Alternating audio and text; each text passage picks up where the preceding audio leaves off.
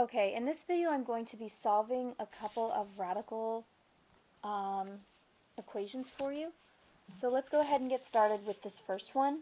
We're taking the cubed root of 13x minus 1 minus 4. So the first thing that we're going to do is we're going to be solving this like we would solve any other equation. We're going to add 4 to each side of the equation. Then I'll be just left with the cubed root of 13x minus 1 equals 4. The next thing I'm going to do is the new step for most of you guys, and that's where I am getting rid of this cubed root thing right here. So the only way that I can get rid of that cubed root is if I cube it. So what I'm going to do is I'm going to cube both sides of my equation. So that means that I have the cubed root of 13x minus 1 equals 4. Like I said, I'm going to go ahead and cube both sides. So I'm going to cube this side, and then I'm going to cube that side. Now, that's going to leave me with, well, I know that the cubed root, cubed, is just what's inside. So doing so is just going to leave me with 13x minus 1 equals, well, when we cube 4, we actually get 64. So now I'm going to go ahead and keep simplifying this as you would. I'm going to add 1 to both sides. I shouldn't have said simplify. I mean isolate my variable. So adding 1 to both sides leaves me with 13x equals 65. Dividing both sides by 13, I get that x equals 5. And that is my answer. Alright, let's do one more. What we're going to be doing now is an expression that is being trapped by a fractional exponent. So we have x minus 2, which is all raised to the 2/3 power,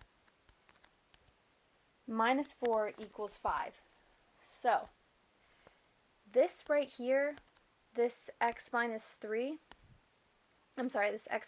here, is kind of being trapped by the fact that it's raised to this 2/3 power. So our goal is to isolate our variable, which is x. Let's take it step by step. What we're going to do first is we're going to add 4 to both sides. That'll leave us with x minus 2, all raised to the 2/3 power, equals 9. Now, what I'm trying to do is I'm trying to free this part right here from this guy.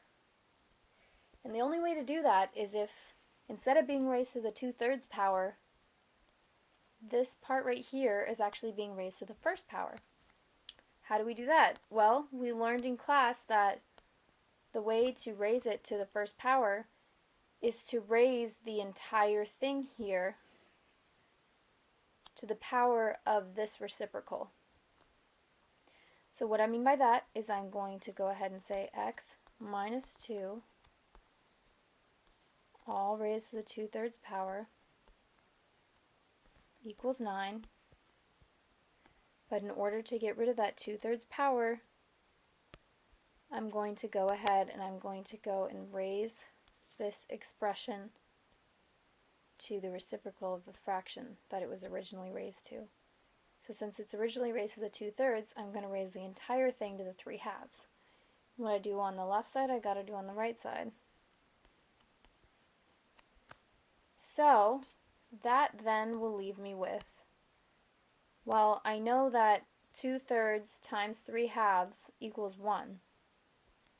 Since I have an exponent being raised to another exponent, I multiply them. So I got x minus 2 to the 2/3 times 3/2, which is just x minus 2 to the 1st power, which is just x minus 2. and we had that was raised, or I'm sorry, that was equal to 9 to the 3/2 power. Okay, this guy looks a little weird, so let's go ahead and find out what he is actually.